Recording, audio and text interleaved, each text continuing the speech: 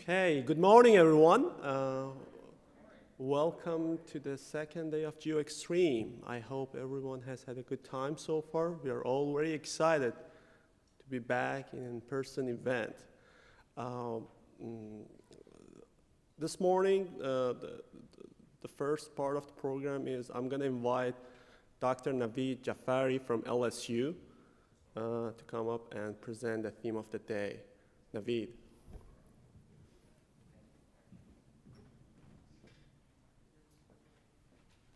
Good morning. Looks like a lot of people made it back from the ghost tour last night, so that's really good to see.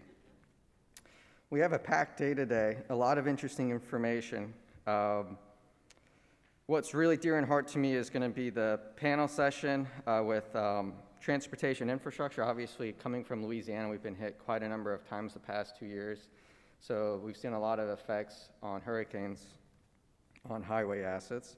Another panel session in the afternoon is with the National Science Foundation, and that's really important considering all these extreme weather events and natural hazards and all the important work that can be done with NSF. So for example, including cyber physical systems where us geotechs integrate with the cyber side. There's a lot of good sessions as well, both at 10 a.m. and then 3 p.m. Just some highlights from this morning. There are case histories of reconnaissance efforts from recent earthquakes and hurricanes. Those seem very important and interesting. There's also aspects related to how these extreme events affect soil properties, so more on the material side. And then this afternoon, I'd like to highlight there is remote sensing and instrumentation. What are the new concepts and technologies? Climate modeling, and then what's really dear and heart to me is also coastal sustainability, coastal engineering. So with that, I'd like to hand it over back to Dr. Farshid Hahidafar.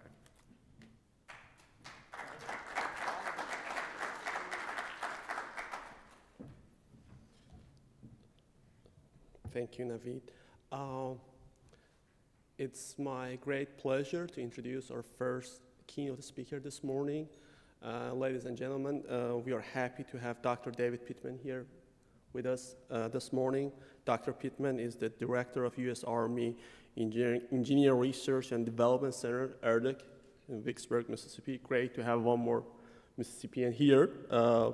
Dr. Pittman became the director of ERDC in March 2017. As the director, he manages one of the most diverse research organizations in the world, including 7 laboratories located in 4 states with more than 2,100 employees, $1.2 billion of facilities, and $1 million annual program. Dr. Pittman is also the Director of Research and Development and Chief Scientist for the U.S. Army Corps of Engineers. In that capacity, he is responsible for creating policy and performing strategic planning, direction, and oversight of R&D for the Corps' military and civil works program and for the warfighters.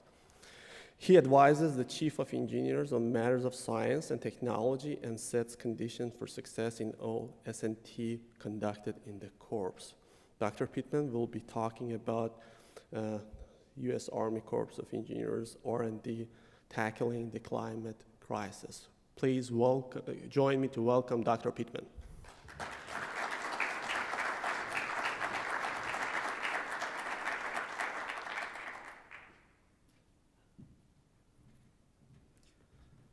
Well, good morning, everybody. Good morning. Greetings from Mississippi. That's where I'm from, Vicksburg, Mississippi. So if you don't understand what I'm saying, I am in the deep south, Savannah, so maybe some of you understand what I'm talking about. But I'm from Vicksburg, Mississippi, as far as she might have said. That's where the Engineer Research and Development Center is, or ERDC. That's the research laboratories for the Corps of Engineers. So I'm director of ERDC, and I'll talk about that some this morning. And as far as she said, I'm also director of R&D for the Corps, and that's really where I'm going to spend my time this morning, is talking about our brand new R&D strategy. It hasn't even rolled out yet. It's sort of being circulated amongst the Corps of Engineers, and I'll tell you the story of our strategy and focus on that today. And I'm also called the chief scientist for the Corps of Engineers, and that's a little ironic because I'm not a scientist, I'm an engineer. A Mississippi State grad, by the way, 1983, straight out of college, went to work at what was still called the Waterways Experiment Station in Vicksburg, Mississippi. now we call it ERDIC, and I'll explain why. So it's great to be here in Savannah. I think my first trip to Savannah was probably the first year I worked at Waterways Experiment Station, 1984, and just a lovely city. Reminds me of the coastal cities like New Orleans, where I was born, and Mobile, Alabama, and Charleston, and just a lovely city. So it's great to be here today and talk to you about what we do in the Corps and really how we tackle, extreme environments. Let's see. So what I want to do today then is I want to kind of talk to you a little bit about the Corps and what our mission is in case you're not familiar with the Corps of Engineers. I'll ratchet down to ERDIC a little bit, and then I'll spend most of the time talking about what we're calling the USACE R&D strategy, the top 10 R&D priorities, the real big challenges out there. And you'll see how a lot of those actually involve the environment, because that's what we work in today, and those are the biggest challenges, I think, that we have as a nation, some of the biggest challenges that we have going forward, certainly in the realm of engineering. Then I'll talk to you about how we need to partner with you. So whether you're in academia, industry, other government, international, it doesn't matter. We get nothing done in the Army Corps of Engineers itself without our partners. And then I'll wrap up with a little summary, and I think we'll have time for a couple of questions at the end. So let me start with the Army Corps of Engineers. So we've been around since 1775. Actually, when George Washington was forming his army in the Revolutionary War, 2 days into the job, he said, hey, I need an engineer. Where am I going to win this war without engineers? And so he hired Colonel Gridley, and we trace our roots back to 1775. And literally, we were some of the first engineers in the country. So as they were building the country out, the Corps of Engineers was there to help build the country. And when we talk about building the country, we're talking about national roads. We're talking about the first interstate highways, which are really the rivers and the waterways. And to this day, the Corps of Engineers has this water resources mission. So we're kind of an odd animal in a way. We have to explain this all the time, even inside the Army. So my boss is General Spellman. He's the 55th Chief of Engineers. The first one was in 1775. So we have this warfighting mission. We're the U.S. Army Corps of Engineers. And then we have this, what we call civil works. That's that water resources management function. So it's navigation, flood risk reduction, environmental mission on the civil works side. Totally different appropriations in Congress, by the way, to do that mission. And then you got something kind of in between called disaster response. We really support FEMA in that mission. It's kind of a cross between warfighting in a way and civil works. So just a very, very broad mission. And in the Corps of Engineers, our motto is Essayons. It's French for let us try. We're always trying, to solve the engineering solutions for the nation's toughest challenges. That's our current phrase that we use for the kind of things that we do in the Corps of Engineers. And the Chief of Engineers, General Spellman, who's just been the chief now for about a year, as soon as he got on board as the chief, he says, David, I was this chief R&D guy, he says, David, we need an R&D strategy because we've been doing things for a long time. We helped build, iconic buildings in Washington, D.C., the White House, the Washington Monument.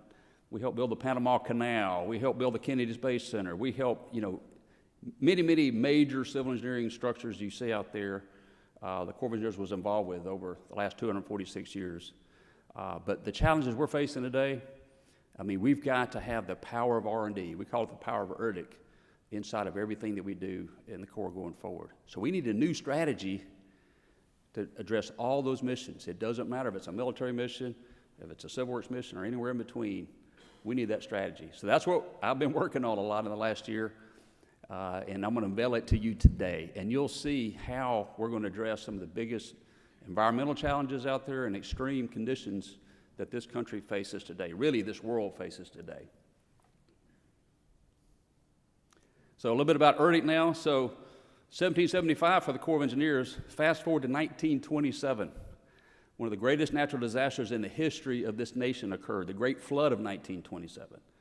And by the way, I'll refer you to a great book. If you don't know much about it, you don't hear that much about it, actually, unless you're in Vicksburg, Mississippi, it seems like. But the Mississippi River back then was 80 miles wide at Vicksburg, Mississippi, okay? Normally it's 1 mile wide.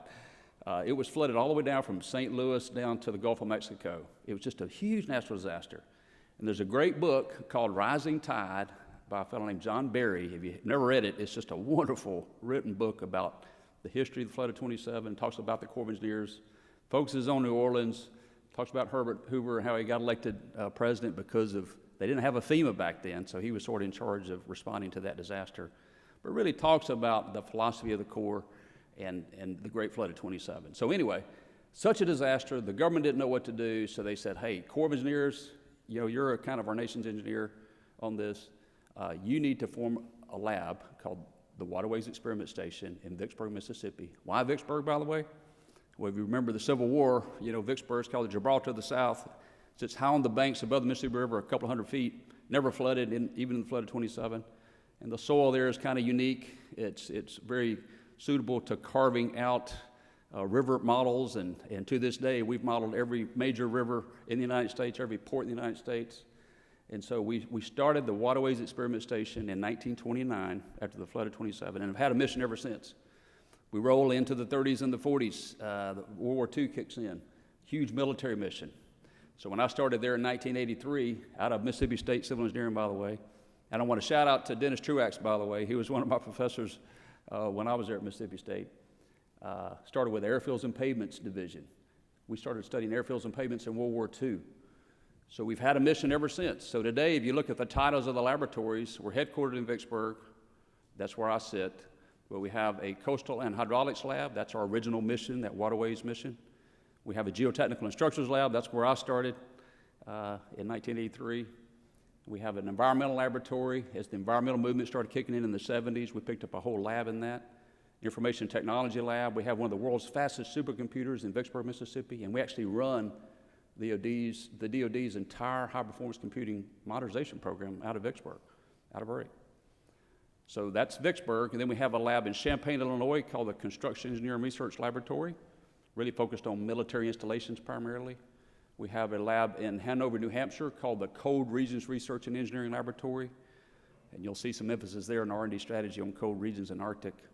And then we have a geospatial research lab at Fort Belvoir, Virginia, right outside of DC. So those 7 main laboratories, and then we got research facilities really all over the nation. When you're in the experimental business, you got to have research facilities, and so we have a major facility just right off the coast of North Carolina, Duck, North Carolina. We're close to Kitty Hawk. We have one of the longest research piers right off the coast there, where we've been doing continuous wave measurements since the mid-70s there. Then we actually have a tunnel in Alaska, the permafrost tunnel. It goes down into the permafrost, right outside of Fairbanks, Alaska. So understanding cold regions and really the history of the Earth. And how now climate change, melting permafrost, those kind of impacts on the environment. So it's really a broad mission set, really expands civil engineering, military engineering, geospatial engineering, environmental engineering, you name it. If it involves the environment at all, we're all over it. So that's our research labs.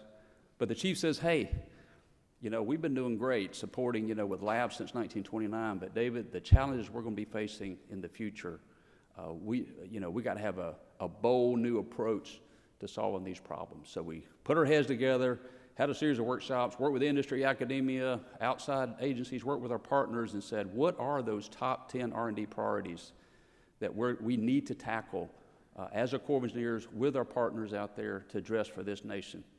So there's 10 of them. There's not 11, there's not 50, there's not 500, there could be, but we settled on 10 because there's, 2 hands with 5 fingers each. We can keep up with 10. And I'm going to walk through these individually and tell you the kinds of things that we're thinking about. So the first one is climate change. I mean, why wouldn't it be climate change?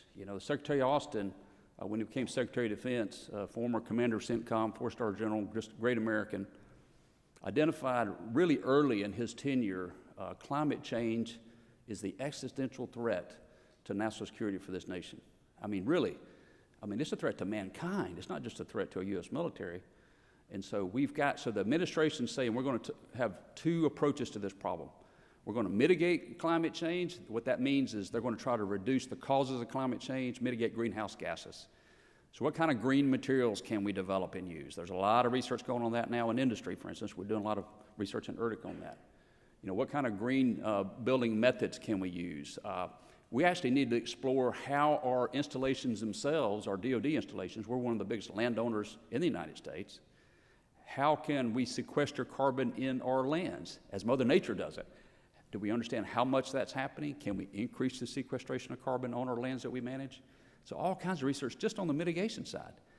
A lot of the research is going to be on the adaptation side. Now that we have the impacts of climate change, like sea level rise, like storminess, like hurricanes, like Hurricane Ida, like floods, fires, how can we adapt to those, particularly in our military installations and in our cities? Remember, we have this civil works mission as well, particularly in the coast and river towns where most of the population of the United States lives. So how are we going to adapt to those impacts of climate change? We got to be able to predict what's going to happen. I like to think about everything we do in ERDIC as understanding what's out there. There's millions of PhDs just trying to understanding what's happening in the environment today. Predicting what's going to happen, that's models and simulation, and we got some of the best modelers in the world using high performance computing. And then shape, all right, what are you going to do about it? Once you understand what's going to happen, or maybe, then what can we do to mitigate that and adapt to that? That's what this does, this aspect of what we're going to do in the strategy. So huge area there. Number 2 is we are the U.S. Army Corps of Engineers. We're part of the United States Army, okay? And if you pay attention to the Army right now, there's a brand new 4-star command because the Army's realized we have old helicopters, we have old tanks, we have some of the same equipment we were using back in Vietnam era, okay? We just upgrade them every once in a while. And so we need entirely new weapon systems. So they have what they call now the Army Modernization Priorities. There's 6 of those. Okay, we like to keep it real simple. So there's going to be a long-range precision fire. That's the new artillery. It's going to be longer and more lethal than ever before. There's next-generation combat vehicles. That's a complicated way of saying we need new tanks and new ground vehicles. We need something beside the Humvee. Probably a lot of robotic systems, by the way. We need a new network because we know that the bad guys, you have networks out on the battlefield just like you have networks in this room. You can't fight without a network. So how are we going to fight without a network? We need a resilient network in a GPS-denied environment. Air and missile defense. So just about every way, every major platform that the Army has, they're upgrading it. And guess what? You got to have the engineers. We're part of the Army S&T ecosystem. So the engineers is involved in every major Army modernization priority. It's run right now, by the way, out of Army Futures Command. The new 4-star command out of Austin, Texas. Army doesn't have many, you don't create a 4-star command every day. The last one was TRADOC, it's called, back in the 70s. So it's focused on the future, building the future Army, and we're right in there with them. So the Corps of Engineers support not just the Army, we're part of the Army, of course, but we support the Navy, the Marines, the Air Force, the Department of Defense itself. Remember, we run their high-performance computing network. So we're all over this country having the most dominant military in the world and making sure that we win future wars. We don't want to tie future wars. We're going to win future wars. So this is our largest research area we have right now inside the Corps of Engineers. And if you think about extreme environments, by the way, the military we're never in an easy environment to fight. It could be anywhere in the world. So again, overcoming those sorts of challenges. The third is our infrastructure, okay? Do I need to explain that one? The Congress just passed an infrastructure bill. We know our infrastructure around us is crumbling. No matter if it's our transportation network, water resources infrastructure that we help manage, our dams, our levees, all the water resource infrastructure that the Corps is involved with, but also obviously our roads, our bridges, our utility networks, our wastewater treatment plants, water treatment plants. You name it, it's crumbling around us. Why? It's amazing that it's lasted as long as it has. Dams in the United States, built an average of 40, 50, 60 years ago, so well past their originally intended design life, and the environment is just pounding on it. These extreme environmental events that we're seeing is just hammering the infrastructure that we have. So that's why Congress has just passed an infrastructure bill. And I got to give ASCE credit, by the way, because they've been pounding the table on infrastructure for a couple of decades now with their report card, and really congratulations to ASCE for getting that message out there. And we got a little over $1 trillion. I think the last number I saw from ASCE, the real bill should be around $4 trillion, but this is a very good down payment towards fixing those infrastructure problems. So you talk about new materials, new construction techniques.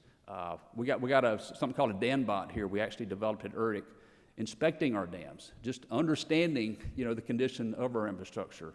So you're going to have robotics. You're going to have sensors out there. You're going to have, if you're inspecting a dam, that's actually a dangerous job, getting inside of these dams, and water's leaking out of them, and there's cracks. And so understanding our infrastructure, predicting how they're going to perform again, and then modifying it somehow, either building new infrastructure or particularly extending the life of our infrastructure with new materials like gates on some of our locks and dams, turn them from steel gates, which are very strong, but they rust, they corrode? Can we use new materials, new carbon fibers, or new other composite materials for gates that won't rust, they'll last a long, long time, and you don't have to maintain them as much?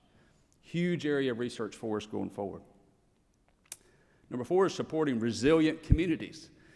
So this is really all about our Civil Works program. You know, the reason the Army Corps of Engineers has a Civil Works program and a Civil Works mission is to make sure our communities are safe and resilient. Okay, so whether it's purporting, the main purposes of Civil Works are, number 1, support the nation's economy. We don't have economy without transportation, okay? You gotta transport, you know, whether it comes in through our ports or comes down our rivers. Some of the major transportation networks is through our ports and rivers. Look right now, look at our supply chain problems we have right now. Our ports are clogged up. So, okay, so we've got to make sure that we have our nation's transportation and water resources navigation systems in place. We got flood risk management. So when we live on coastal areas where there's coastal storm surge or flooding along rivers, you know, how do you mitigate that? How do you protect the lives of the people and the economies in our communities? And then you have the environment. You could do a lot of this by totally destroying the environment in the process. We don't do that. We actually have something called environmental operating principles in the Corps. We view ourselves as stewards of the environment, whether it's our Civil Works mission or whether it's our military mission out there. So our whole Civil Works R&D program really is getting after supporting resilient communities. Example down here is California. Have you heard of atmospheric rivers? It's actually been in the news recently. So atmospheric rivers are these huge rivers in the atmosphere coming off, in this example, off the Pacific Ocean and coming into California, which, by the way, has experienced one of the worst droughts in its history, the 3rd biggest drought ongoing right now. And just a couple weeks ago, actually, atmospheric rivers came in and dumped like months' worth of rain in just a few hours. Okay, that sounds good, but the problem is it's 6 months worth of rain in a few hours. It would just wash back out to the sea. You couldn't, if you don't manage that right, you're not going to take advantage of having that water to help, you know, overcome the drought conditions. Well, there's a research project we have with Scripps Institute in California. It's called Forecast Informed Reservoir Operations. So bottom line is, we're going to manage these atmospheric rivers before the first drop of water ever actually hits the ground. If you understand how much water you're going to get, when and where, you can manage your water operations, your dams, your releases down the rivers much more effectively than we can in just, you know, looking at what the reservoir level is behind it and manage it just based on your reservoir levels. So we can predict way out into the future what's going to happen. And in doing this, just this past year, in the 3rd biggest drought on record, we provided enough water. And you see what happens to Lake Mendocino in California here. It's just dried up. Even in those kind of conditions, we supplied more water to 22,000 more homes than we did with previous methods. So that's the power of the kind of things that we can do with predicting and then shaping. Smart and resilient installations. This is all about our military installations. So the Corps of Engineers is responsible for military construction, MILCON we call it. So we do military construction for the Army and for the Air Force. That's most of the bases that we have in the military, okay? So it's a huge responsibility for construction, but we also support the maintenance and operation of those facilities, particularly in the Army. And believe me, if there's an area starving for money, it's that area. You know, most of our military installations were built World War II era. Again, you know, now they're 80, 90 years old. And our young people that we want to join our military, they deserve smart installations. They want 5G. They want the robotic systems that they see in the cities, the smart cities that they're growing up in. And so we're trying to bring the best to our military installations to make them both smart and resilient as they train and fight. There's a huge emphasis right now on our installations in the Army. We actually have an Army installation strategy now because the condition of our installations was going down and the gap between the money we needed and the money we had was just growing bigger and bigger. So it's right for R&D to stretch that dollar out and get our higher performance with less money going into the future so we can train our soldiers, sailors, airmen, and Marines to what they have to be to win future wars and, you know, get by with budgets that frankly, probably aren't going to go up. So again, another area that's extremely ripe for R&D. So you can see some working with the industry using autonomous vehicles there. We tried this out at Fort Carson. Fort Carson, Colorado is real good for wanting to try out new things. And so we work with them in using these self-driving buses to get people around. We actually can 3D print concrete buildings, by the way. We pioneered this at our Construction Engineering Research Lab in Champaign, Illinois. So you can build a house now fairly rapidly. The challenge we have now is, okay, where's the building codes? Because when you do something really unique like this, you know it works, but you got to have those engineering codes in there, of course, before you can actually put families in them and that sort of thing. So right now, actually in about a month, we're going to build the world's first 3D printed concrete bridge and demonstrate it at Champaign, Illinois. So the military doesn't care too much about codes if you're out warfighting. It just needs to work, okay? And then it just has to last for maybe a few months or maybe just a few weeks. But now we're even seeing it potentially for our installations. Okay, the environment itself, okay, ensuring that we have environmental sustainability and resilience. Huge challenges out there, particularly as we're seeing the impacts of climate change and changing weather and agricultural practices. We see right now something called harmful algal blooms. Those are algal blooms that are harmful. That's a technical word for you. You see these toxic algae out there, all in our lakes, all in our area, our coastal areas. If one thing we get a lot of phone calls about from Congress, it's about algal blooms. I mean, it's just filling up our lakes, it's filling up our coastal areas, and hey, you got to do something about this. And okay, yeah, we got a lot of agricultural practices upstream that's putting a lot of nitrates in the water, and there's technical reasons for all this, and we're working it from one end of the watershed all the way to the end. But here's one of the areas on the end of the watershed where the algae actually blooms out there. We actually develop a system with the industry. Here's one example called habitats, where we're literally gathering, you're flocculating the algae because it's very tiny. It turns the water green, but you can't see it.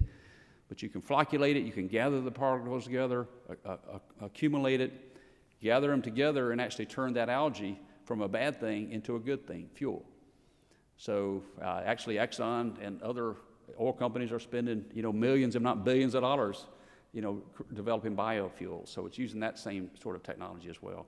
So all sorts of things that we need to make our environment that's being challenged right now by extreme weather more palatable to humans and other lives. And things like the least tern, by the way. The least tern is an endangered species along the Mississippi River channel that some of our dredging practices and other things to keep the waterway navigable is challenging the habitat of least terns. And when that happens, they shut you down, right? I mean, the resources like the Fish and Wildlife Service, hey, you can't do it. And we don't want to do it, by the way. So we got to come up with ways of, like the red-cockaded woodpecker at Fort Benning, Georgia. When we're training out there in the great piney woods of Fort Benning, Georgia, if you're threatening the red-cockaded woodpecker, you'll get shut down. And so we got to learn how to operate within the environment and still get our mission done. Great area of research. That's what a lot of our environmental lab in Searle does. Okay, installation energy. Energy is going to be huge. I mean, just think back to just this past winter, what happened in Texas. The great ice storm in Texas. I mean, just kind of unprecedented. Shut the whole state down, much less our installations. By the way, it bled over into Louisiana, Mississippi, too. It shut down parts of Mississippi as well. So we can't have that, right? I mean, we're going to have the world's best military. We can't just shut down, if we have ice storm. I know it's bad. But so how do we have, reliable, sustainable energy sources? And that's just on our installations. That's like, installations are like microcosms of cities themselves. And we're buying a lot of our power, by the way, from off the installation. And so that means we got to make our communities around the installations more reliable and sustainable as well. And make sure that our installations can run for up to 14 days without any outside energy source. So how are we going to do that? And by the way, we don't want to have fuel-based energy sources as much as possible, at least carbon-based fuels. So can we use solar power? Of course. Wind, geothermal, any aspect of power. As a matter of fact, Department of Energy has developed something called a micronuclear power plant. This is Department of Energy. That's their expertise. What our expertise is in the Corps is how you deploy that. The engineers are actually in charge of, how you get these power systems out there and how you operate them. But the secret sauce to this, of course, it's not carbon-based. It's actually going to be a very good fuel going forward. You know, nuclear got a really bad rap, you know, with a few disasters in the past few decades. But if we can make the nuclear source safe, and that's the secret sauce on this method, is they pelletize the fuel, the nuclear fuel, so that it's more rigid, more sustainable, and even if it was to take a direct hit from an enemy weapon, if it got dispersed, it would be not as harmful to the environment, easy to clean up, easy to gather. So we're exploring this inside the Department of Defense. The Corps of Engineers leads the way on that. That's for what we call operational energy or deployed energy, because all these platforms the Army's building, all these warfighting, it's not using less energy, it's losing more energy. So we got to have sustainable energy sources, whether it's on our installations or in the battlefield. Number 8 is revolutionize and accelerate decision making. This is just code word for we're going to do more artificial intelligence, more machine learning, more big data analytics, more data science. You know, data is the key. We're going to do more robotics. We're going to do more autonomous systems. That's where the Army is going. That's where the world is going. We're going to bring that into everything we do in the Corps. And, you know, data is kind of like gold these days. I mean, it's the new gold. So if you can understand your data, get your data, harness your data, and then use things like artificial intelligence, these tools, you can really both revolutionize the decisions you have to make. So in warfighting, decision making is key. You got to make it faster than your enemy can make it. You have to know the battlefield and know what's happening out there, and then make decisions faster than they can make them, basically. So you're revolutionizing and accelerating decision making by getting this data and making good use of it, both in warfighting, even in developing systems. Like we're working with Future Vertical Lift right now. That's the new helicopters based out of Huntsville, Alabama, and we're running on supercomputers. We're not the helicopter makers, but we understand the environment better than anybody. So we can use computational fluid dynamics, the same systems that we model, you know, the hydraulics of rivers with, and model how rotors can pick up the aircraft. So we can model these systems in our supercomputers before you ever bend the first piece of metal. It revolutionizes how you can build these new weapon systems out there, whether it's a helicopter, a tank, you name the weapon system, we can do that. And a lot of that's big data analytics, okay? So it's going to revolutionize it. And robotics, same sort of thing. Dredging operations, believe me, that's our biggest expense we have in the Corps right now is dredging. Dredging our ports, dredging our rivers, and we haven't optimized that. Believe it or not, there's not that many dredges out there. And so we're kind of running around and just episodic, you know, and it's not optimized in how we do it. It's a lot of data though, so we're actually looking at how do we optimize our dredging operations so we get more dredging done for less money. Cyber and physical security, big issue. Colonial pipeline, okay? When the bad guys can shut down a major pipeline in the United States out there just through the networks and computers, that's a cybersecurity bad problem. Just imagine if they could do that to a military installation. Imagine if they could take one of our dams, okay? This operational technology out there. If they can run our dams, if they can run our locks, if they can run our military installations, huge problem. And then you got physical security itself, right?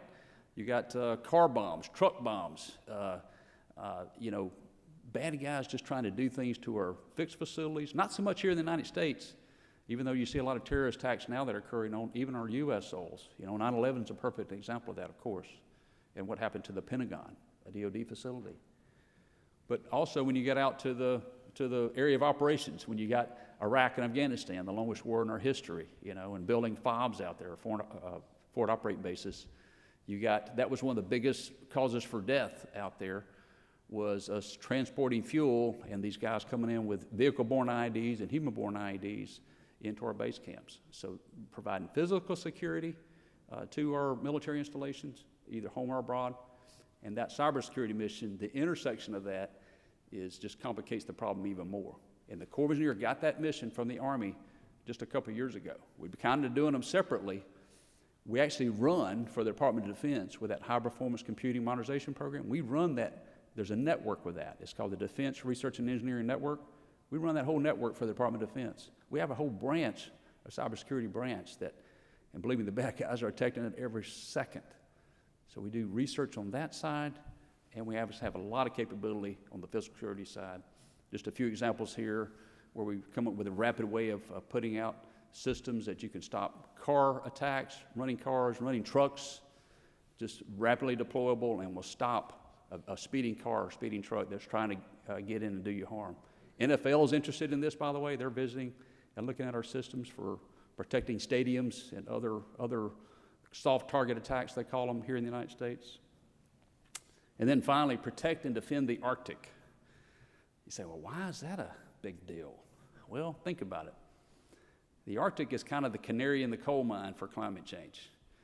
That's where all the changes, the bad things that are happening, happen first and happen fastest.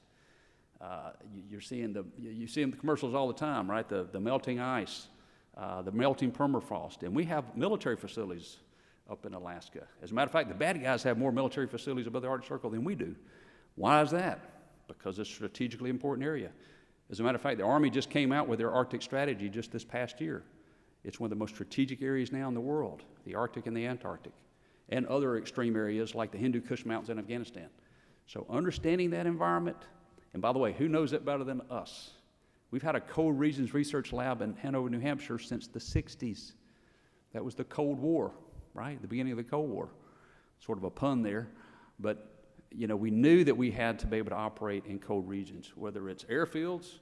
This is an airfield we built actually for the National Science Foundation in Antarctica with a C-17, one of the largest aircraft, military aircraft in the world. How do you build an airfield on snow? Ask us. That's what we do. So this sort of thing, okay, this is where the permafrost tunnel comes in. So all kinds of issues associated with Arctic, Antarctica, extreme environments all over the world. We're going to have to be dealing with these situations as we go forward. So that's our top 10. You know, it's not every problem in the world, but hey, that's enough. That's enough for us to work on for a while, and you can see the environmental theme in every one of those, the extreme environmental theme in every one of those challenges we're facing. Now let me talk about partners, and I apologize for this super busy slide, but we can't do anything in the Corps of Engineers without partners, okay? We're 35,000 people strong in the Army Corps of Engineers, worldwide mission, you know, 9 divisions, 42 districts. By the way, there's a district right here in Savannah, Georgia. It's one of the 42 districts that the Corps of Engineers has. But we work with industry. We work with academia. We work with other government agencies. We work internationally to get these problems done. These are worldwide challenges. These aren't Army Corps of Engineer challenges. And we do the exact same thing with R&D. So this is ERDIC partnerships here. So we have just about any federal agency out there, Department of Transportation, Federal Highways, for instance, EPA, Department of State with their embassies, Department of Homeland Security with the physical security challenges they're looking at. I mean, you name a government agency out there, NSF, NASA, we're probably working with them right now or have worked with them in the past. These are whole of government approaches that we have to have. We're going to work with academic institutes out there because that's where the real brain trust is. You know, out of the 35,000 people in the Corps of Engineers, only about 2,200 work in ERDIC. Okay, so we know we have a lot of great folks there. We're some of the best in the world, but we don't have all the best ideas. But I believe in the United States, those best ideas reside somewhere, and usually it's in our academic institutions. Then industry, of course. You know, right now, the R&D expenditures as part of GDP in the United States is probably 80% private investments in R&D. So we have to leverage that private investment of R&D. Our industry is one of the most innovative groups in the world, most innovative companies in the world work right here in the United States. We got to leverage that into what we do and get these challenges done. And then, of course, internationally, we got allies all out there.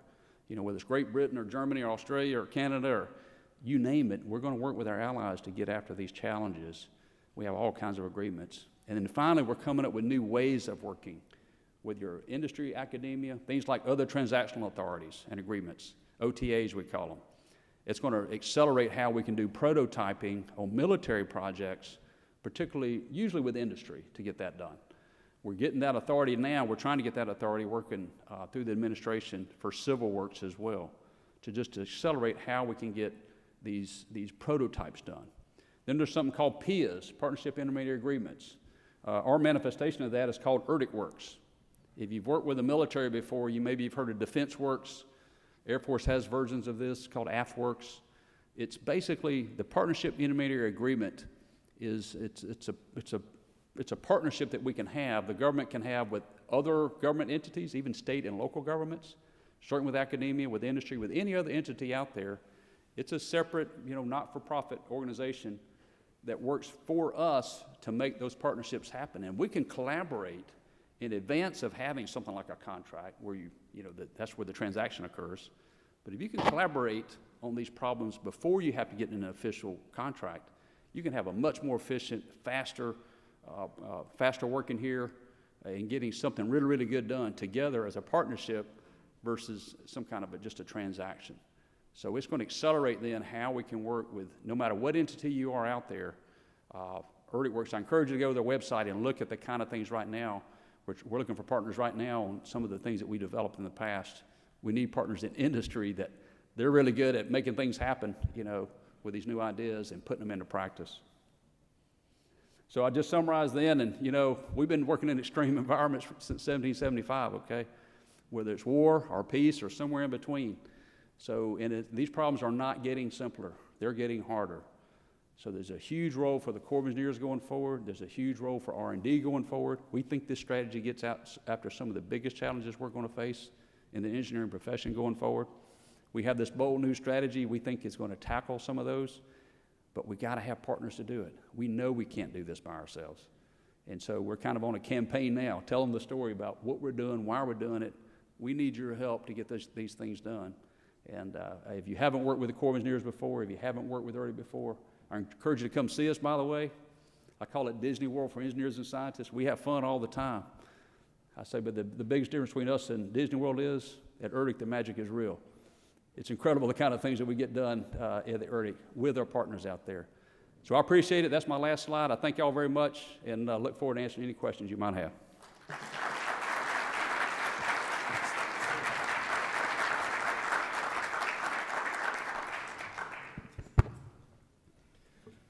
Thanks for the great presentation, Dr. Pittman.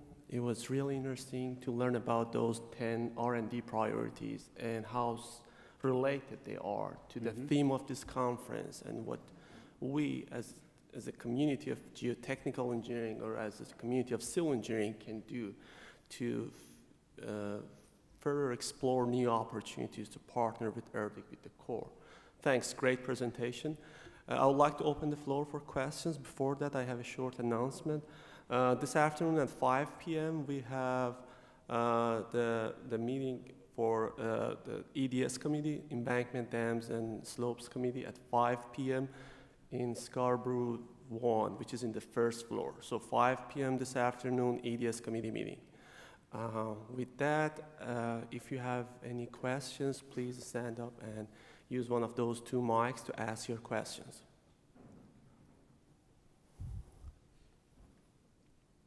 Great presentation, thank you. Brad Wilder with HNTB down in New Orleans. Don't want to make this too political, but the climate change, it's everywhere. 1 through 10, you had it. As engineers, scientists, we know the data, it's there, it's happening. CO2, we've seen the curves. What can we do to influence people who might have a bigger microphone than we do? We agree with it, we know it's there, but there's people out there who are louder and they're really beating us down. I feel like, ERDIC, USACE, government, people like that come out with it. When I talk to people, I'm like, look, we've got USACE, we've got the government, we've got, ERDIC, everybody that might be a little more by the vest, but even they agree with it. It just seems so obvious. What can we do as engineers to kind of inform the public or even some of the bigger organizations to try and change the opinions out there? Perfect question. I didn't plant that question, did I? That's the reason we're telling the story, by the way. So you'll see General Spellman. He's only been chief now for a year. And the advantage of a chief engineer is they get to testify to Congress all the time. All the energy and water committees, there's different committees that he testifies to, by the way. So our civil works budget comes through the energy and water appropriations, not through the defense appropriations, not through the armed services committee and all that. And no matter who he's testifying to, whether it's military side or civil works side, he's talking about we have to do these things, right? And so we have to invest in this as a nation. So telling the story, though, and educating folks out there, and I think in this administration, if we can't get it done with this administration, I mean, there's a huge emphasis in this administration on the environment, on the impacts of the environment. They're passing the infrastructure bill now, right? And so I think there's a lot of momentum growing in the government now.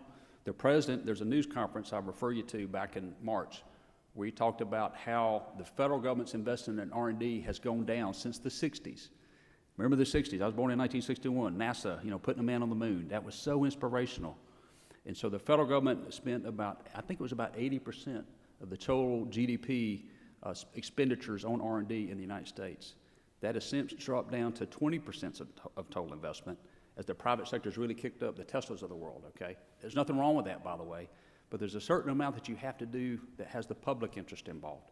And so some of these challenges we'll leverage, obviously, what the private sector's doing, but we need folks out there that aren't government folks necessarily saying, hey, we've got to have this. And that's the reason I applaud ASCE for really beating this drum for the last 20 years plus with their report card, for instance. But we need our partners in the private sector saying the same thing. We need folks in academia saying this. And I think together, we'll never get it done alone. But it is a campaign. It is tell the story. And we got to, as engineers and scientists, we can make things extremely complicated. We have to sort of boil it down to, the people out there that are dealing with these challenges every day. And I think we're going to get there. But thank you for asking, because we need your help, sir. Hi, Ethan Gutman from the National Center for Atmospheric Research. I just want to point out that I love the idea that you're working more on climate change impacts as well. And we recently revised our strategic plan to focus more on actionable science. So you're coming at a time where climate scientists are trying to reach down and figure out how do we connect? Yeah, exactly. And within that, there's my question, which is how do we connect? Yes, sir. You mentioned that you're here in part to sort of reach out and spread the word that you're looking for partners. How do you best recommend that we engage and find partnerships? So you can look at ERDIC-Works, that little website that I had there, one of my last slides. You can go to the Army Corps of Engineers website itself. ERDIC has a website under the Army Corps of Engineers. Please call me. I have business cards. You can reach out to us directly. But we have relationships out there already. We're on the internet. Just Google us. We have an R&D strategy. We're about to put out the R&D strategy itself, by the way, with contact information on it. We have an ERDIC strategy. If you Google it right now, you'll pop up. You'll see our whole strategy out there.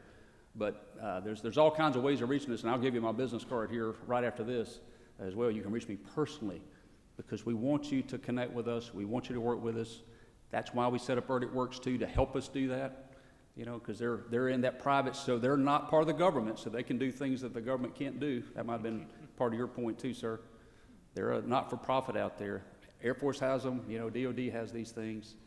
So please get in touch with us. We might already be working with you, I just don't know it, by the way. Yeah. But we definitely do want to be working with you, sir. I'm working with the Civil Works side, but haven't worked much with ERDIC yet, so we'd love to find ways to collaborate. Great. Thank you, sir. That's exactly what I wanted to hear. Mission accomplished. So I have a bunch of cards with me today, and if you look at the website I showed up there, get in touch with us in Vicksburg or one of our sites that we have around the nation. But would love to work with you and partner with you on getting these big challenges done. Any other question? If not, I'm going to ask a quick question myself. Yes, sir. ERDIC has a long history of collaborating with academia and industry. With those 10 priority areas, what do you suggest to take this collaboration to the next level to address those big challenges under the current condition that we have, and how we can address some of those barriers that those 10 big areas that you listed are not just for, as you said, not just for the Army, it's just for overall mankind, I would say, for the nation. Right. How do you see, or what do you suggest to take this partnership or collaboration between academia and Army Corps to the next level to address those 10 areas? That's an excellent question, and that's why we started on this about a year ago. So we were already doing R&D. We were already working with industry, but we're not working at the level we need to. So the chief, in laying out his vision, he said, hey, write the R&D strategy. That's what we just did. I unveiled it, and this will be available widely here in just about a month or two. He says, we got to raise it up inside the Corps of Engineers itself, by the way, because we tend to be dominated by our Civil Works program and military programs. He says, we're going to raise up R&D just inside the Corps and how we think about it. He said, number 3, we need to tell the story. So this is actually part of the strategy, is talking about this with stakeholders and partners out there, because you have a bigger mic than we do sometimes, right? And with different audiences. And number 4, which gets to your point, is increase the program. That means increase the R&D program. The Corps of Engineers has $70 billion now that they're working with between civil works and military, but our R&D budget is actually going down. with time. And so we got to reverse that. He knows that, right? So as we increase the resources available to R&D, not just to the Corps, NOAA out there and our other partners out here that are science-based organizations, engineering-based organizations, and again, look at what the President's talking about, increasing R&D investments to get after some of these big challenges. When that happens, that's when we can reach out with resources and work with academia more than we're doing today, and industry more than we're doing today, so we can all get this done together. So it's a 4-phase approach to getting this problem solved, and you can help us with all of those. Great, wonderful. Thank you, Dr. Pittman. Any other question? If not, please join me to thank Dr. Pittman for joining. Thank you very much. Thank you so much.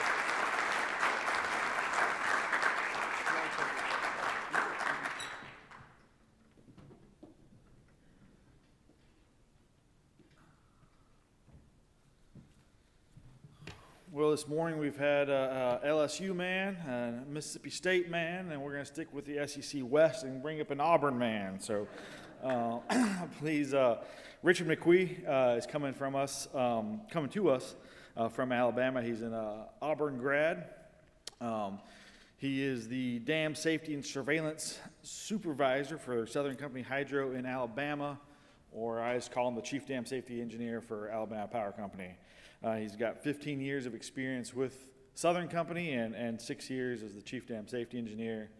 And I've worked with him for a long time, and I really enjoy working with him on dam problems.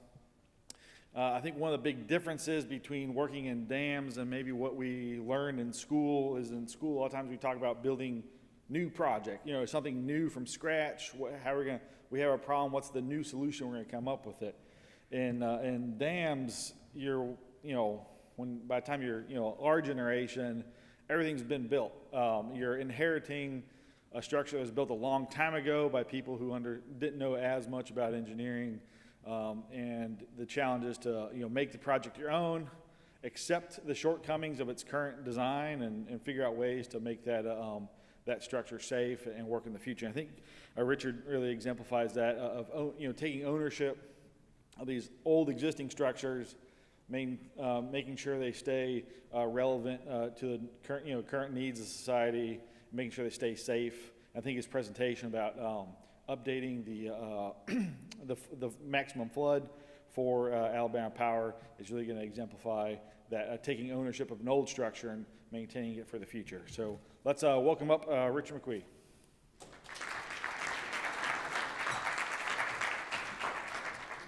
Thank you, Jeremy. So as I've been sitting through these sessions, I feel like there's a lot of very like with the Corps presentation here. There's just very large, wide-ranging topics. This is a very specific case. This is a very specific study that we're working on. But like Jeremy said, that we're taking a look at our risk, and we're trying to make sure that we're evaluating it properly and evaluating our structures with that. So first off, for those of you who may not be familiar, Southern Company, we're, of course, a Southern-based energy company, have electrical business, also natural gas, 9 million customers across the U.S. But I work specifically in the Alabama Power Group on the hydro side. So my background, just very briefly, again, Auburn University, War Eagle. But I just really wanted to kind of point out here, my background really is around dam safety and geotechnical engineering. That's where I really kind of cut my teeth. I am not a meteorologist. I only know enough H&H to really be considered, to charitably be described as enough to be dangerous. But I just really wanted to say that before, as I'm talking about some of this, please forgive me. So first off, talk about the state of Alabama. Alabama is blessed with a tremendous amount of water resources.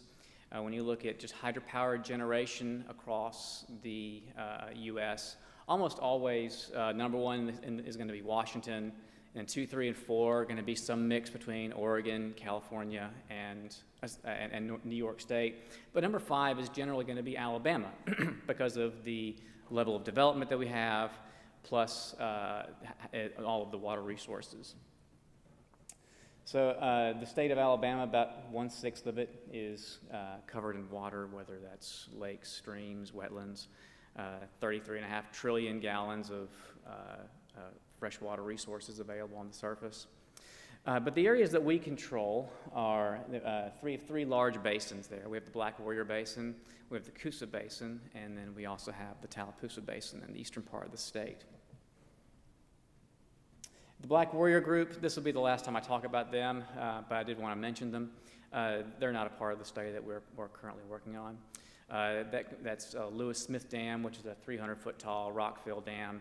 And then we also own a couple of hydro plants at 2 core structures on the Warrior River at Bankhead and Holt.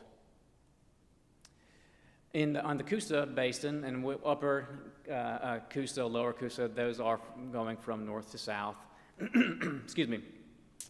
We have, on the upper Coosa, we have 3 storage reservoirs, about 100-foot tall, earth embankment structures with concrete spillway and powerhouse.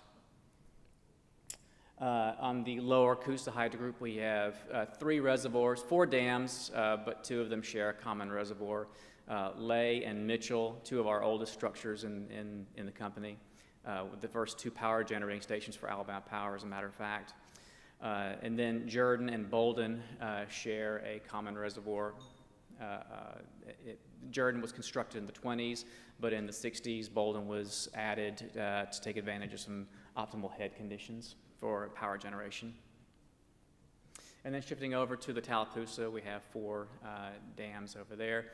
Our most recent dam, our youngest one, is R.L. Harris, constructed on the top of the Tallapoosa, and then Martin Dam, Yates and Thurlow below that. So as far as our dam safety program, which is the area that I work in and that I work with Jeremy with the FERC, we operate 2 separate teams for dam safety, one in Alabama for Alabama Power Company, and then one in Georgia.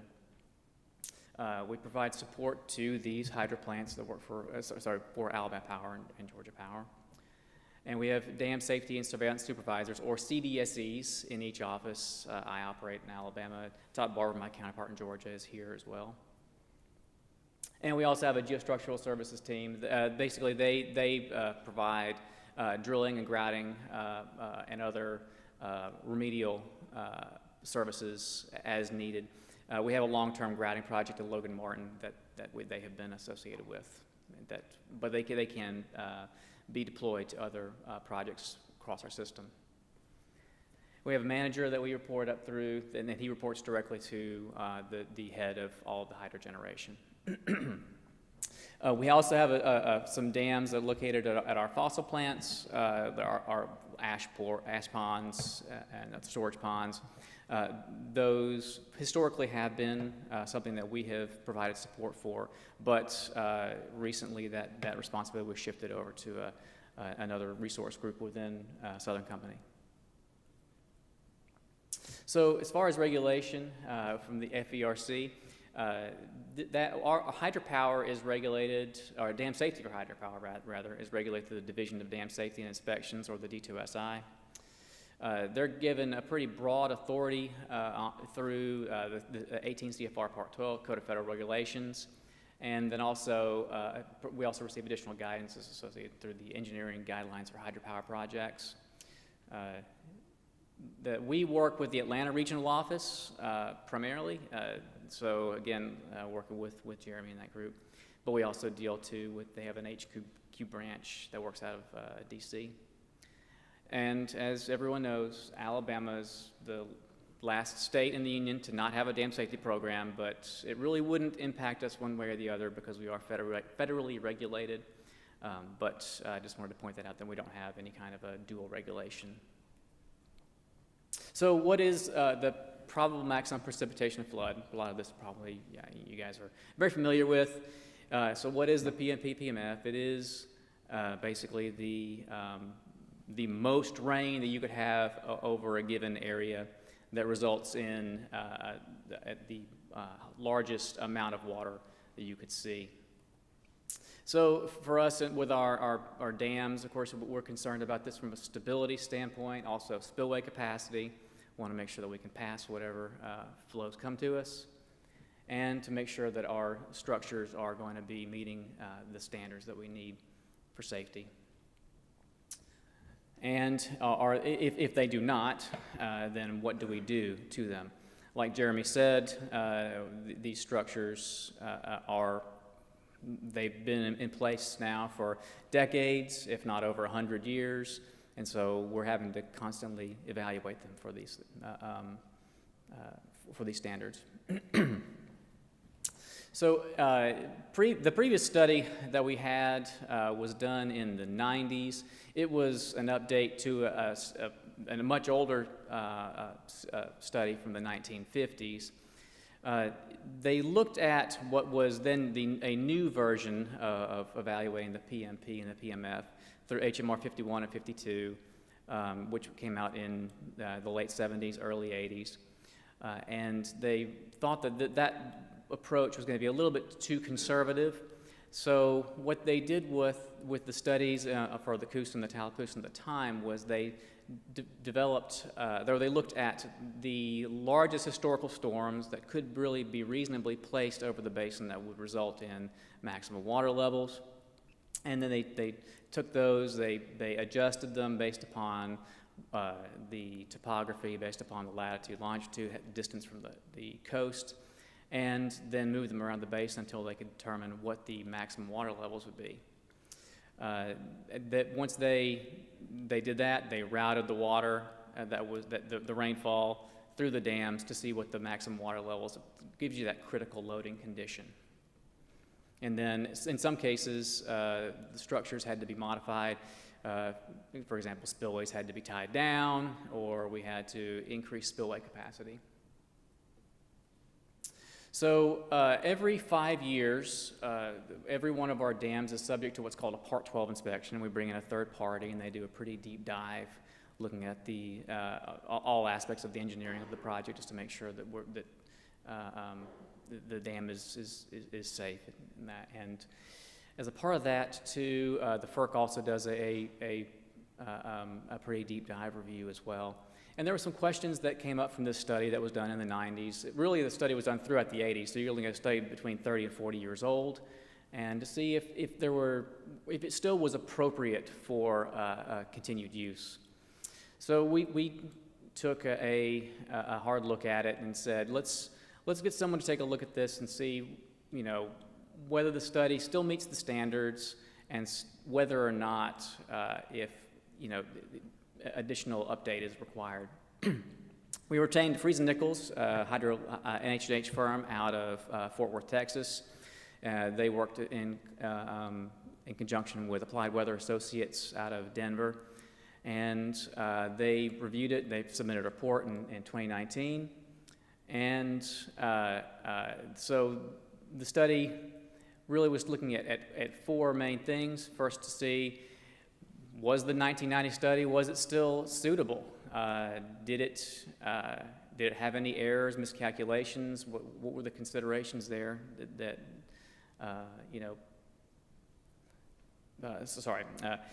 and see if there was anything that needed to be changed with that. They also wanted to take a look and see how did that 1990 study compare with that generalized method that came from the HMR. And also see if we were to go back to using the HMR, how would that impact our structures? And also looking to see what using modern routing methods, modern SSPMP, how that would impact our PMP depths. And also to look at new analytical models that we can use to more accurately model the actual flow of the water. So, and the HMR 51, 52, it's again, it was developed in 78 and 82. It is the standard for determining a generalized PMP. You determine the depths of the rainfall from one, and then use the HMR 51, and the HMR 52 tells you how to take the storm and adjust it, rotate it, and from there you you determine how to take the moisture, the storm, maximize it, move it around. But it's this process of envelopment where you're considering many storms possibly in an area, and that's how you really get a true PMP depth. Because of how they use some of these storms, and some storms that could actually not realistically be moved to other areas. That's why it's considered to be very conservative. So when they actually reviewed what we had done in 1990 versus what that 51, 52, saw that we were seeing decreases using the method that we had with our site-specific study. And some of them were, fairly nominal, like a 9% change, but some of them were much higher, upwards of 20, even upwards of 30% in some cases. So, Fries and Nichols, they concluded that there were some layers of conservatism in the HMR 51 that were not considered in our study. That's what led to the difference. They did say that for the time and for the technology that was available, that it was appropriate. They didn't see any issues in terms of miscalculations or no errors. But without envelopment, considering only one or two storms as we did, they said that this would not represent true PMP depths, and most likely it was going to understate what we would see in a true PMP.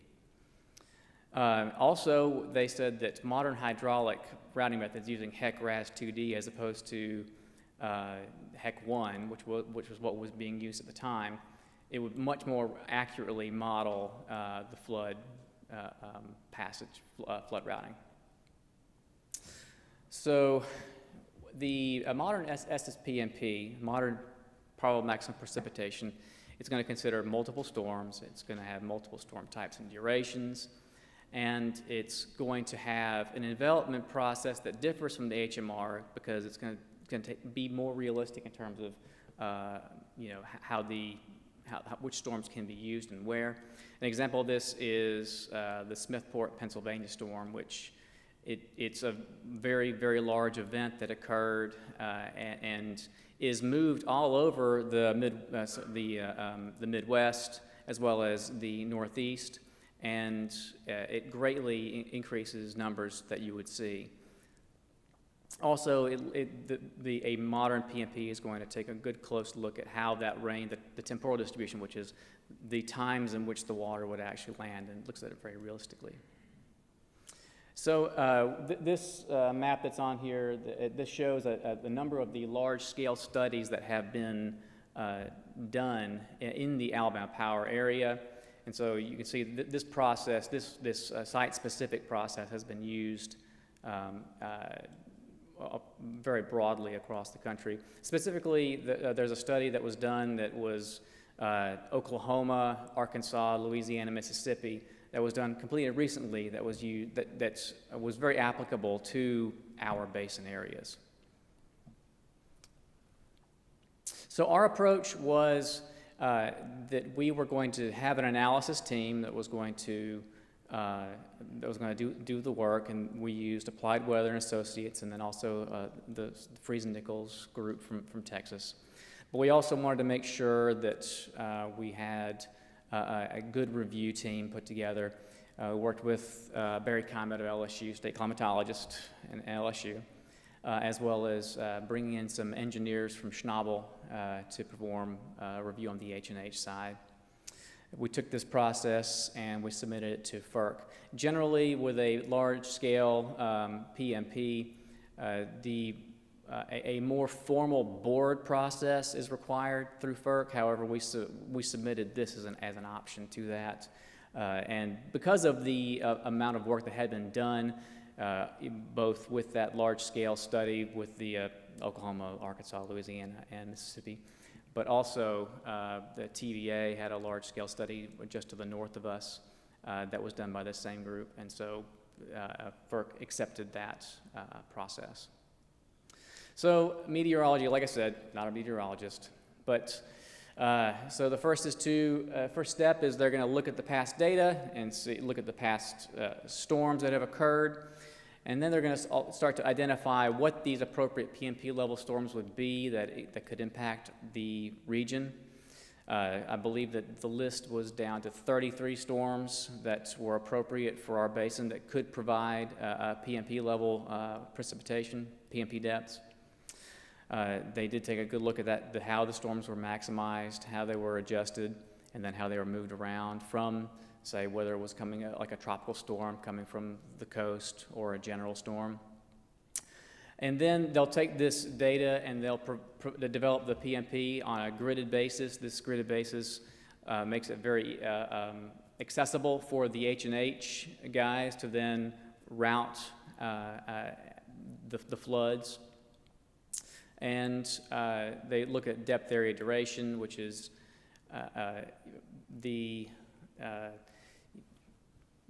basically, again, getting it back to the how it's communicated to the H&H engineers, and then they'll take these floods and they'll calibrate what their assumptions are with past events, and then see if what they're showing is reasonable.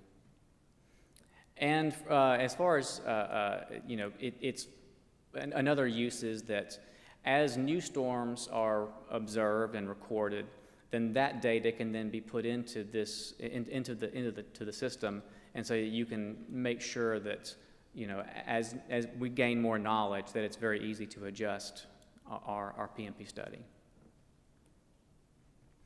On the H&H side, we're using developing a new model. This time using HMS. It's far more advanced than the HEC 1. It takes it's much more capable of analyzing off-channel storage that can occur, and that can have a great impact on how the flood actually passes.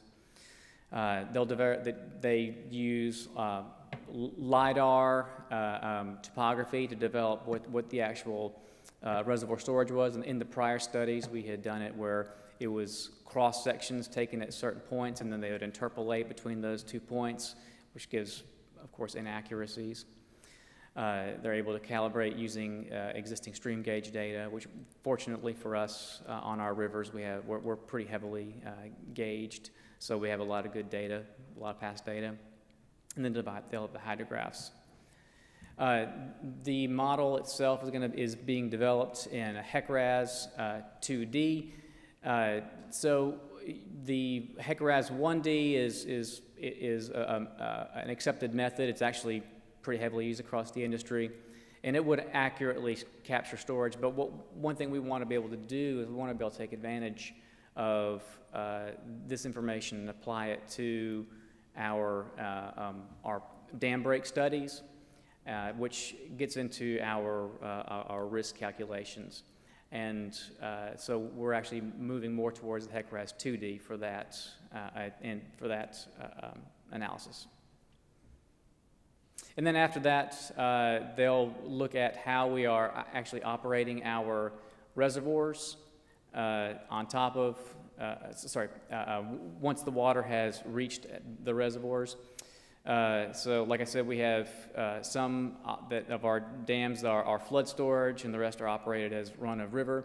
So they'll look at that, see if there's ways that they can optimize how we operate, how we open our spillway gates, and how we pass the flow. And they'll use a HEC-RAS sim for that, and HEC-RAS to model the project operations. So this is not just being done by Alabama Power. This is actually a process that's been adopted as well by our staff in Georgia. They have a couple of a couple of basins that they're currently going through the same process on, evaluating their risk.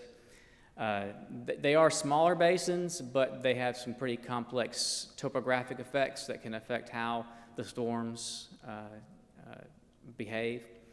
They have, we're using a lot of the same consultants, a lot of the same experts are involved, but they may have different roles. Like, for example, we're using Freeze Nichols as our primary engineer, whereas they may use them as on the review team.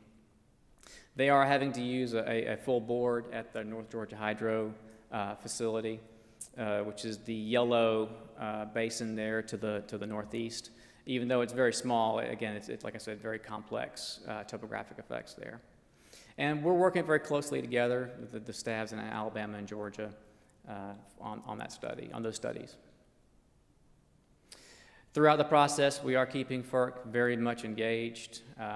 We have regular project meetings so that we can see what the progress is. They can ask questions. And as we're going through this, FERC provides comments. They have their staff ask questions and make sure that when we do have a final product, which is going to be submitted to them, that study is going to be accepted.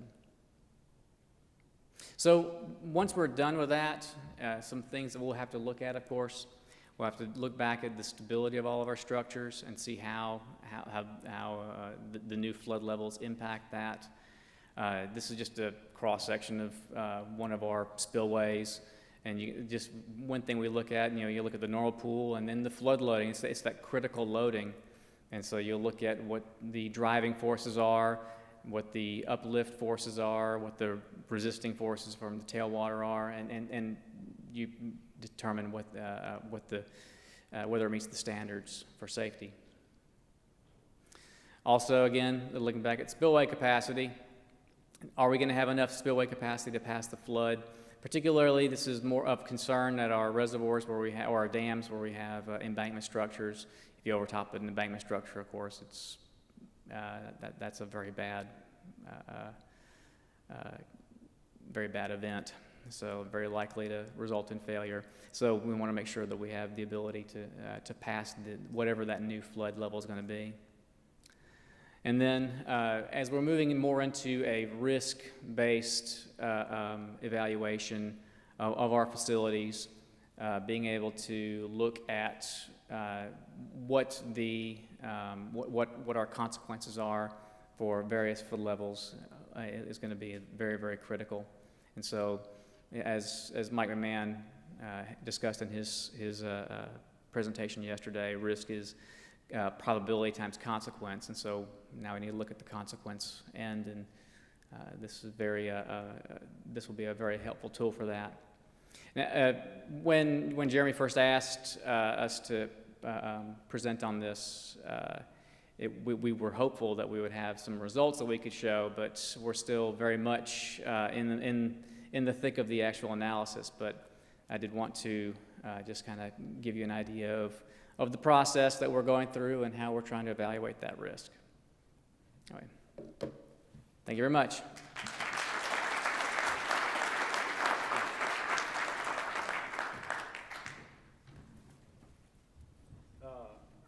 Thank you very much, Richard. Yeah, we'll take some questions. If anyone has a question, just step up to the microphones. Yes, I had 3 questions. Sure. One, was climate change factored into the AWA PMP? Second, did they give you any kind of probability numbers looking forward towards risk? That would be important. Yes. And 3, wouldn't it just make sense for us to have an updated HMR 5152 with details so individual dam owners are not tasked with trying to do site-specific studies to get updated PMPs? All right, so 3 softballs, right? No, it's okay. First question was climate change considered? Yes, climate change will be considered. Again, it's based upon storms that have occurred, and the way that it has been communicated to me is that with the PMP, climate change may not affect the maximum numbers that you would see as much as it will affect the frequency at which extreme events will occur. So while it is something that has been discussed, and because we are developing this screening tool that we can then use in the future for additional updates, that's part of it. The second was, are they providing us probabilities, you said? Yes, we have annual exceedance probabilities are a part of the study that they will, part of the end product they will be providing to us, yes. And the third, should we have an updated HMR 5152? Again, I'm a geotech. I would think that it would probably be good, but I would need to defer that question to someone else that knows more about it. Now, there are cases where when you do a site-specific PMP, that you will end up with numbers that are higher than the HMR 5152. It just depends on your particular where your basin is. We have just found that, our expectation is that we will be slightly lower than the HMR in our basins. All right, thank you very much, Richard. I see no other questions, so Brad's going to come up and give us a couple last-minute updates. But before he gets up here, I just want to talk about the EDS committee meeting this afternoon at from 5 to 6 in Scarborough, number 1. I think it's I can expect to see all the EDS committee members there.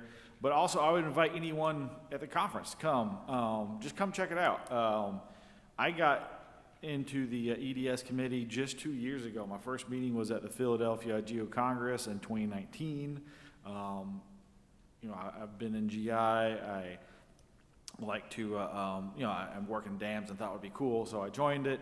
Last year in Minneapolis, Tim talked about we're planning this conference, and I was like, well, I'm in Georgia, maybe I can help out. And then look at me, I'm on stage. All of you are forced to listen to me talk. So if you want to do big things in your career, come to the EDS conference. It'll promote you into all sorts of wonderful activities. It's a really great way to meet people across industry, and I would just very much encourage you to come. If you have no interest in doing anything beyond that meeting, that's fine. Just come check it out, man. Just come meet some folks and hear what we do, and I hope to see you there.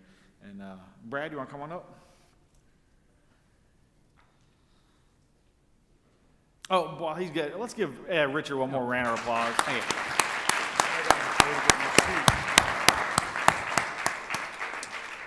Thanks, Jeremy, for helping me out there. Now, we have 19 other technical committees other than EDS. So you can be a member of multiple technical committees. So if you're interested in embankments, dams, and slopes, you can certainly do that. Check out geo-institute.org and look at all the other committees, and you can apply right on the website. You can ask us questions about it, and we are happy to help you.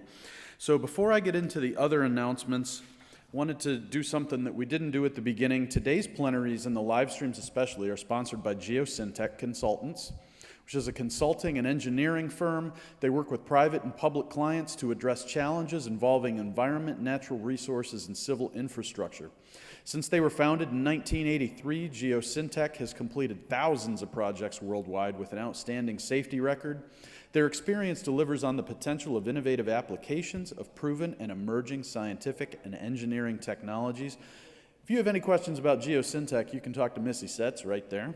And thanks to Geo-Syntec for sponsoring these today. We've got a couple of other announcements, kind of the same standard stuff, right? Remember your PDH email in 4 weeks, that's important. Ghost tours, I hope everybody had a good time last night. Seems like they were fun, they were well attended. That's really all we hope for, is that people show up. And why is this guy wearing a t-shirt, right? So I've been talking about the Student Participation Fund. This is one of the things you can get for a $25 donation. We have a bunch of these down at the booth. If you see us down there at the table, $25 gets you one of these or the 25th anniversary pin. And every dollar that you contribute is matched by Ed Cavazangian. So that is a really good thing.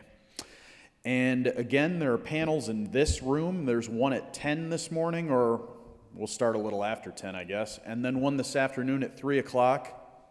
I'm the moderator of that one. And it's on NSF funding. So how about the 2 great reasons for you to be here? And I think that's it. So we'll start the sessions, get on down to the exhibit hall, talk to the exhibitors, get a drink, and we'll start the sessions in a half hour. Thanks for coming this morning.